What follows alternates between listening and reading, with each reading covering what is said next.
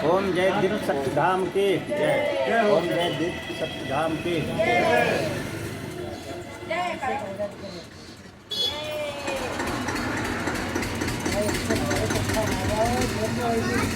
परम पिता परमेश्वर भोलेनाथ और माता पार्वती पृथ्वी पर भ्रमण करने के लिए निकले।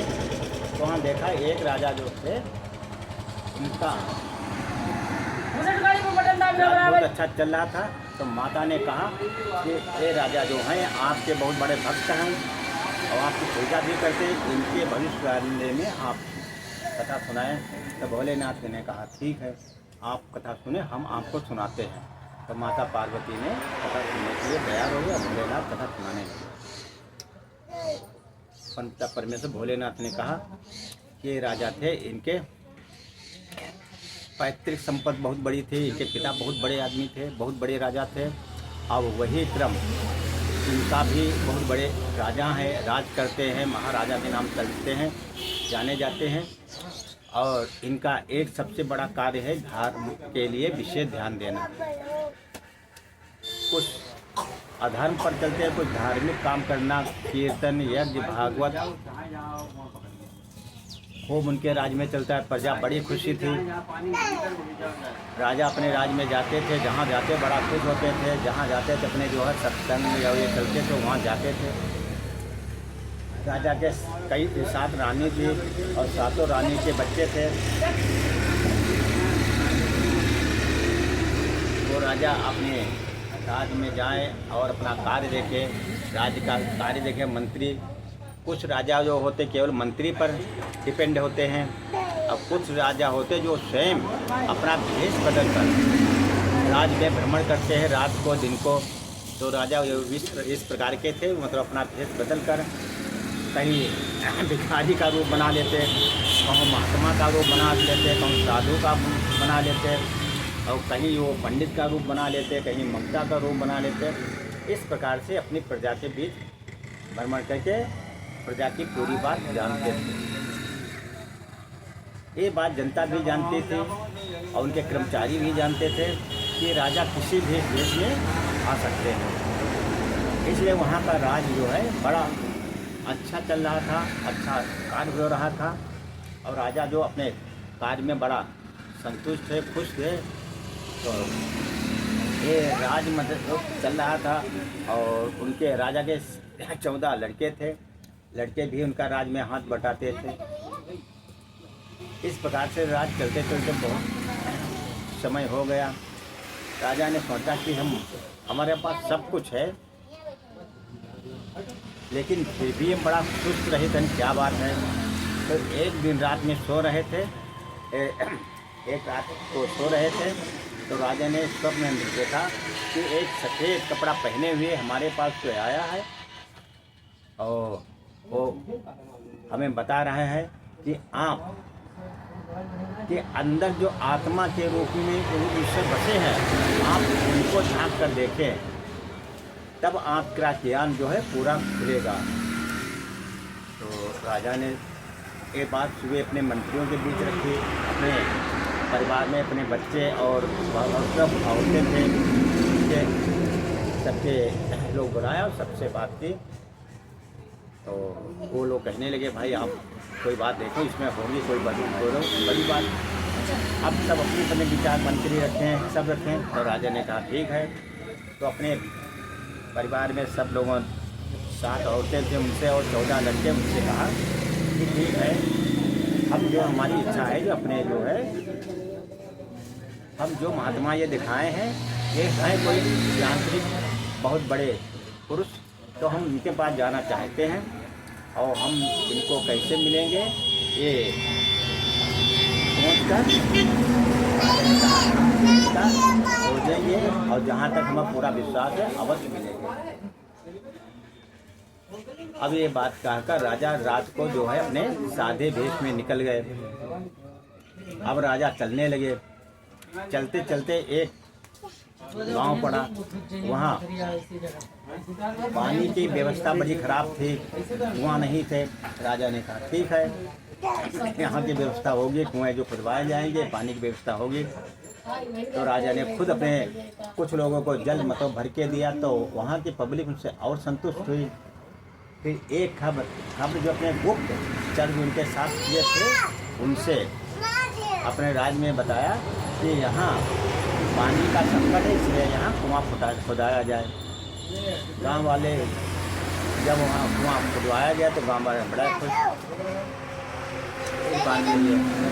फिर चलते राजा जा रहे थे, आगे एक औरत थी वृद्ध, और बहुत परेशान थी, भूखी थी। तो राजा ने देखा अरे एक वृद्ध औरत है, बहुत आपस परेशान है, ये टेंट नीचे बैठी है। तो जाके राजा वहाँ एक साधारण इंसान के रूप में थे, वहाँ गए, पूछा कहा माता जी आप का संकट है? तो बताया कहीं मतलब 2 दिन से खाना नहीं खाए, बड़ा भूखे हैं और बड़ी समस्या है। तो राजा ने अपना जो खाना बांध कर लेकर चले थे, उसी में उनका थोड़ा खाना उनको दिया और खिलाया, और कुछ मुद्रा उनको दे दिया, और कहा आप इससे अपना जो है मुद्राओं से अपने इनका बेच कर अपना जो है रोज आराम चलाना। अब औरत जो थी, राजा की परीक्षाएं चल रही थी, वही ऋषि थे जो इनको रात में स्वप्न दिया था। फिर चलते चलते एक बच्चा मिला, वो भी बच्चा बहुत भूखा परेशान, बच्चे ना माता पिता भाई बहन कोई नहीं। तो राजा ने उसको देखा तो उससे पूछा, तो बताया हमारे पास ऐसी पोजीशन ऐसा ऐसा है। अपने बच्चे ने सब कहा रो रो कर। तो राजा ने कहा ठीक है। तो उनके पास जो खाना बचा हुआ था, उनका कुछ खाना उनको बच्चे को दिया और कुछ मुद्राएं दे दी, और बच्चे से कहा आप जो इनका बेच कर अपना जो है राशन और ये ले लेना, और अपना परिचय दे दिया कि आप वहाँ जाएंगे, आपको जो है वहाँ पूरी सहायता मिलेगी। तो बच्चा अपना लेकर अपने फिर वो भी अपना खाना खाया और वगैरह प्रकार से कुछ समय बाद राजा के वहाँ जाने के लिए तैयार हो गया। फिर चलते चलते एक मुनि मिले। तो राजा ने सोचा शायद यही ऋषि मुनि हो जो हमने रात में देखा। जब मुनि मिले तो राजा ने कहा कि जब भी हमें स्वप्न में बात देखी थी, और वो मतलब जो ये बता रहे सत्य का मार्ग जब भी आप दिल में खोज सकते हैं, और सत्य का मार्ग जब भी मिलेगा जब आप अपने दिल के अंदर खोजेंगे, तो वो किस प्रकार से हम खोजें, क्या करें। तो ऋषि ने कहा कि आगे एक ऋषि मुनि है, बहुत बड़े ऋषि मुनि है, और उनके पास ये भी अपना जो है शरीर बदलने की भी उनका जो है सिद्धियाँ हैं। तो ये बताया कि आप इसी रास्ता चले जाओ, आगे चलेंगे। तो राजा ने कहा ठीक है। तो राजा चलते चलते वही मुनि के पास पहुँचे जो उनका रात में स्वप्न आया था। प्रभु भोलेनाथ अपना वहाँ वहीं बैठे अपना जो है पूजा पाठ कर रहे थे। अब राजा ने देखा कि एक सफ़ेद कपड़ा पहने हुए के भेष में भोलेनाथ बैठे हैं और अपनी पूजा पाठ कर रहे हैं। अब राजा ने कहा हाँ ये तो वही हैं जो हमका रात को बता रहे थे, आप के अंदर शक्तियाँ हैं, लेकिन आप जागृत करो। आप जो अभी हैं आप बहुत पूजा पाठ सब कार्य कर रहे, फिर भी आप बहुत पीछे हैं। तो अब हम वहाँ गए तो जो भोलेनाथ एक सफ़ेद कपड़े पहने हुए स्थित पूर्व ऋषि मुनि के रूप में थे, वहीं मतलब वहाँ आश्रम में गए और बताया। तो कहा ठीक है भाई। वहाँ गए तो बताया कि यहाँ बहुत संकट है, बड़ी समस्या है, जो यहाँ रुक जाओ आप। कहीं आपको मतलब प्रातः काल यहाँ झाड़ू लगाना पड़े, सफाई करना पड़ेगा, ये कार्य करना पड़ेगा, लकड़ी लाना पड़ेगा। कहीं ये भोलेनाथ की कृपा है, ये तो हमारा कर्म करना है। तो कहा ठीक है। अब भोलेनाथ मतलब अपना भेष बदले हुए वहाँ बैठे हुए थे। जब ये वहाँ पहुँचे तो वहाँ देखा तो प्रातःकाल जब उठे तो अपना वही सफाई का कार्यक्रम करने लगे। फिर उसके बाद में जंगल में जाकर लकड़ियाँ खाना बनाने भोजन बनाने के लिए कि हवन के कार्य करने के लिए व्यवस्था की, जो उनका जो कार्य बताए वो करें। राजा को पहले दिन तो बहुत एहसास हुआ, लेकिन कहा कि हाँ ये पुरुष वही है जो हमका है बताया था, सिद्धियाँ कैसे मिली, कहा है सत्य के मार्ग पर चलना है, और सत्य हमेशा आदमी दिल के अंदर खोजो तो अपना सब मिलेगा। तो राजा वही सोच कर अपने मन में सोचते रहे और अपना कार्य करने लगे। धीरे धीरे वो हवन पूजा करते थे, तो उसी साथ राजा भी अपने वही साधारण रूप में बैठकर पूजा करते थे। इस प्रकार से राजा को अपनी जो है कई दिव्य शक्ति दी और उनसे बताया कि आप इस प्रकार से कार्य करेंगे तो आपको कार्य जो सिद्ध होंगे। तो राजा ने अपनी जो बताएं उसी का आधार करते रहे। जब समय आखिर 1 महीना पूरा हो गया तो भोलेनाथ कहा अब तो राजा जो है हमारे मार्ग चले बताए हुए मार्ग बिल्कुल स्पष्ट सब हो गए हैं, तो इनको जाने के लिए बताया भी जाए। तो राजा ने सोचा कि प्रभु जी हम जाने के लिए तो तैयार हैं, लेकिन आप अपना असली भेष में दिखाए दो। तो भोलेनाथ कहा ठीक है, आपने जो इतनी त्याग तपस्या घर पर करते थे, आपके बच्चे करते हैं, आपकी औरत करती है, रानियाँ करती हैं, ठीक आप जो कहते हैं आपके वचन जो है आपने हमारा वचन माना है और आपके वचन हम मानेंगे, आपको अवश्य अपना भेष दिखाएंगे। तो भोलेनाथ अपना जो है भेष भोलेनाथ अपना रूप दिखाया। तो राजा ने उनको दंडवत प्रणाम किया और आराम से उनके पैर चरणों में लेट गए और कहा प्रभु जी हमसे कोई गलती होती हो इसके लिए क्षमा करना और ऐसा ज्ञान दे जिससे मतलब हम पूरे विश्व में इसका मतलब प्रचार करें, धर्म करें। तो भोलेनाथ ने कहा ठीक है, आप जैसा बता रहे हैं आप वैसा ही करेंगे। आपके सामने कई संकट आएंगे, लेकिन आप उन संकटों के सामने अपना सत्य का मार्ग नहीं छोड़ना, अहंकार मत लाना कि आप अहंकार लाएं हमारे पास इतनी सिद्धियाँ मिल गई हैं, इनको हम नाजायज़ फ़ायदा उठाएं या तपस्या गलत हम कर रहे हैं उसमें छोड़ें या कुछ करें।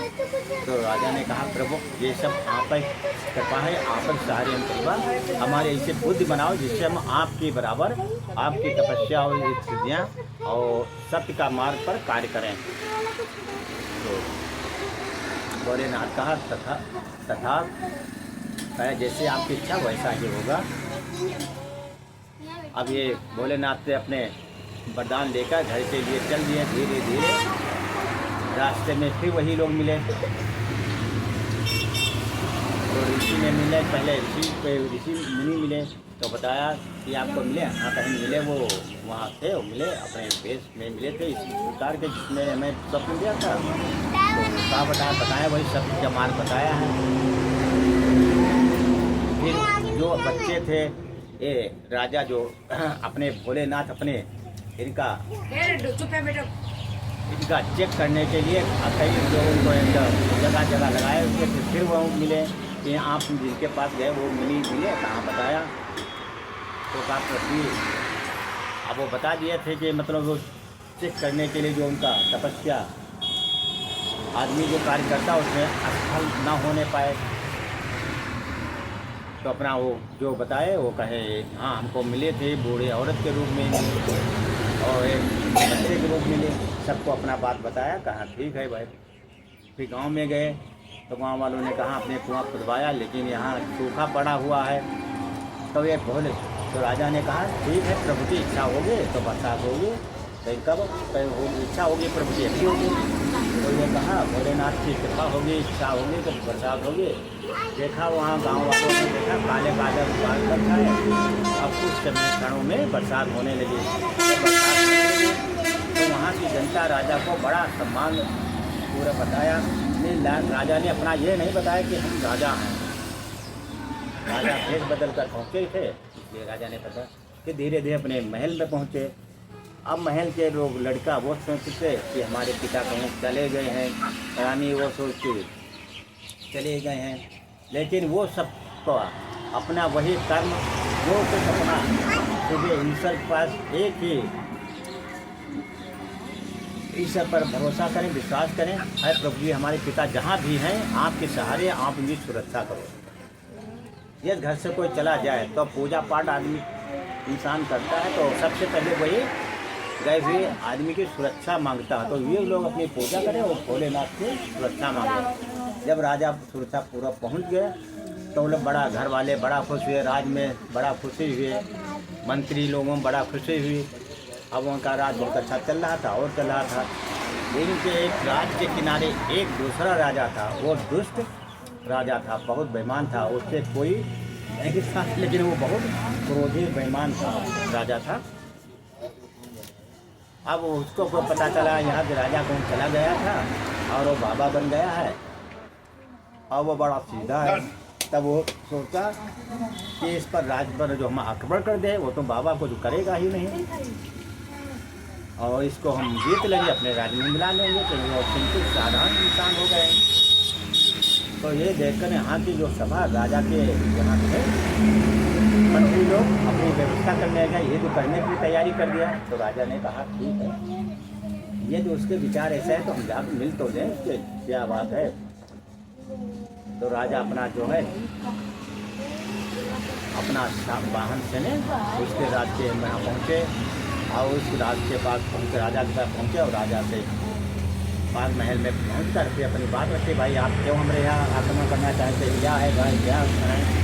तो वो मतलब कहें हम जो आप जो है बड़ा भांत हो गए हैं और बड़ा सीधे हो गए हैं, इसलिए आप युद्ध करने की क्षमता नहीं है, आप कुछ नहीं। राजा ने कहा ठीक है, आप राज लेना चाहते हैं, राज आप ले लो, ऐसे ले लो, लेकिन आप इस राज्य को क्या करेंगे जिस राज्य को चलाने वाला कोई नहीं, राज्य को रखने वाला कोई नहीं, उस राज्य को आपको क्या करेंगे। आप अपने राज्य के बारे में बताओ, आपका कोई राज्य लेने वाला है। अब राजा की बात सुनते वो पहले बड़ा अहंकार हुआ, लेकिन ये बात सुना तो राजा जो था क्रोधी दुष्ट टाइप का, वो उसने कहा यार ये तो बात सही कह रहे, जब है लेने वाला कोई नहीं, फिर हम ऐसा काहे कर रहे हैं। अब राजा के प्रवचन जो सुनाने लगे तो राजा वहाँ क्या था बड़ा अपने उनके प्रवचन में यहाँ लीन हो गए। फिर राजा से वो प्रवचन में खुश होकर के कहा भाई आप जो आपने जो बताया है वो बहुत अच्छा है, और आप ये बताओ आप कहाँ गए कहाँ। तो राजा ने अपनी पूरी बीती की बात बताई कि हम यहाँ गए वहाँ प्रभु जी के दर्शन हुए। अब जब उसके संतान नहीं तो कोई नहीं था, तो राजा वो सोचने लगा क्रोधित और दुष्ट राजा, तो वो भी कहा हमको भी इसका भी उपाय बताओ। तो कहा ठीक है, तो कहा पहले सबसे पहले अपने आत्मा के अंदर झांको, आत्मा में देखो, जो आप दूसरे का नुकसान करना चाहते हैं तो आप पहले आपका नुकसान इससे करेंगे, आज नहीं तो कल। यदि किसी का आप छीना है तो उसको आपको देना पड़ेगा, बेईमानी की तो आपको देना पड़ेगा। इस प्रकार से वो कई बात बताएं। तो राजा ने बड़ा खुश हुआ और अब ईश्वर के उनके बताए हुए ईश्वर की पूजा के लिए तैयार हो गए। तो वो बड़ा अपने में एहसास इसलिए करा कि उनका कोई संपत्ति लेने वाला नहीं था। तो एक ही तो जो क्रोधी राजा था उसका ये भी मांग था कि हमारे यहाँ संपत्ति लेने वाला कोई जो है हो जाए। तो राजा ने बताया कि आप साल मंदिर बनवाओ भोलेनाथ का, पूजा पाठ करो और उनकी कृपा होगी, अवश्य आपके जो है राज लेने वाला अधिकारी होगा। तो वो आप बताए हुए जो एक दूसरे राजा था उसने बताया कि आधार पर उन्होंने विशाल मंदिर बनवाया, रोज प्रातः काल उठे पूजा पाठ करें, जो उनके अंदर अहंकार जो काम और ये जो थी वो सब छोड़ दिया। अब उनका बहस सुबह उठकर पूजा पाठ करना, फिर राज देखना, राज का कार्य करना, दूसरों गरीबों की सहायता करना। अब वहाँ की जनता सोचने लगी है इन राजा को क्या हो गया, जो मतलब जहाँ की जनता इतना डर रही थी राजा से, तो अब इनको क्या हो गया है। और इस प्रकार दोनों राजा जो है इन राजा के यहाँ आया, फिर मतलब बताया कि भाई ऐसा है कुछ परीक्षा ली जाए, आप में कुछ परिवर्तन हुआ कि नहीं हुआ। अब राजा ने अपने यहाँ के कुछ लोगों को बुलाया, यहाँ के बुलाया। तब अब वो राजा उनके राज्य के हाथ चाल क्रोधी राजा वो पूछे, तो वो कहा हम ब्राह्मण, ये तो हमारे परिवार के समान राजा हैं, हमको परिवार के मानते हैं। अब जो क्रोधी राजा थे वो मतलब पूछे तो वहाँ जो कहाँ सब वहाँ आता है, लेकिन इतना राजा डर रहे थे कि उनका पब्लिक पर मतलब कोई भी दया नहीं थी, करुणा नहीं थी, क्रोधी थे, अत्याचार अधर्म कर रहे थे।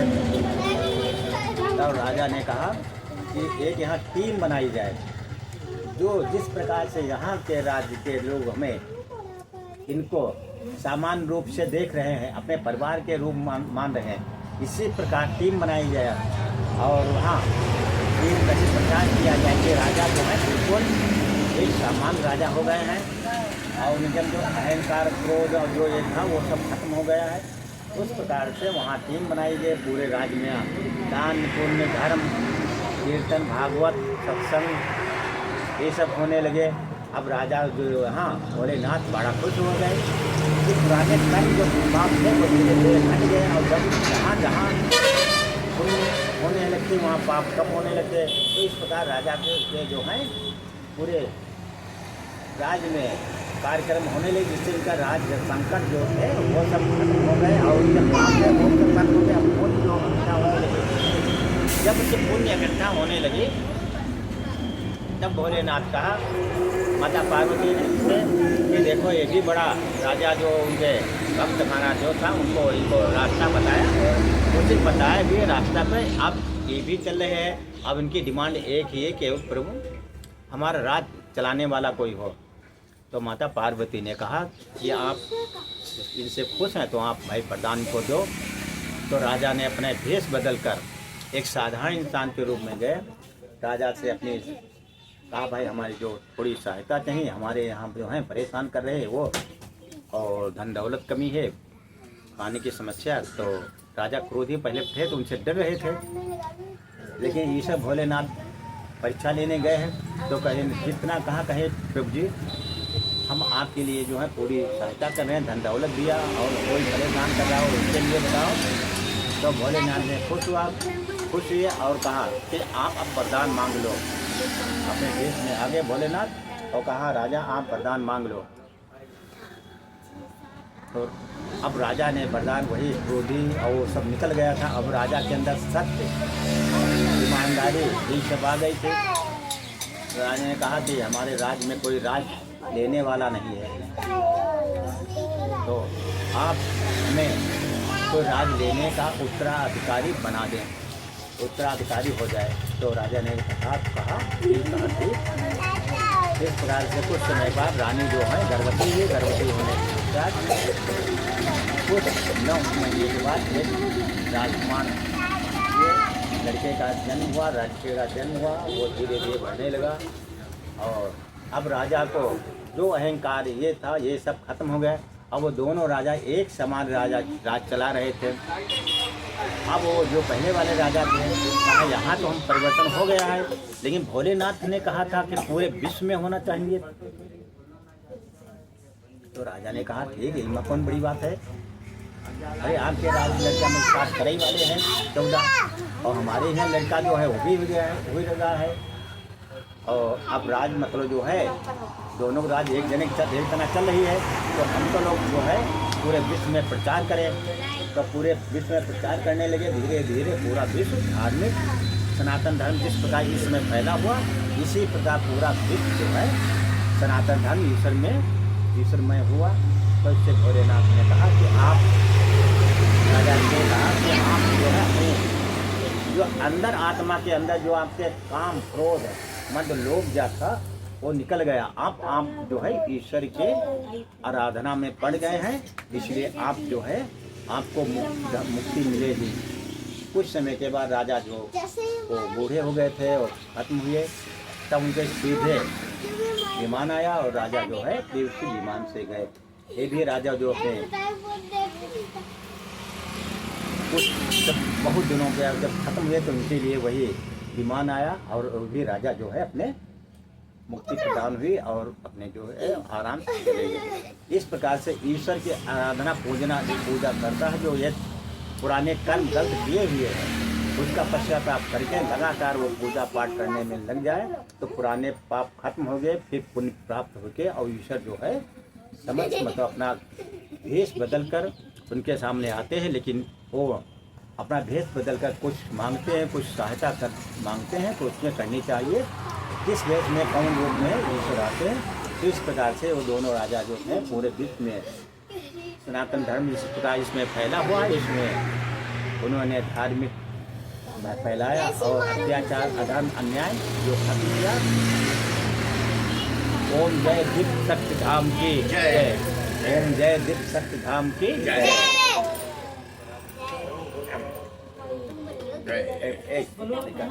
हेलो भैया जय जहाँ हो बराबर शैतानी जय जय अति सुनो का सुनो बाल खेले के लावा आज का थोड़ी कहानी एक छोटी सुनाई कहानी।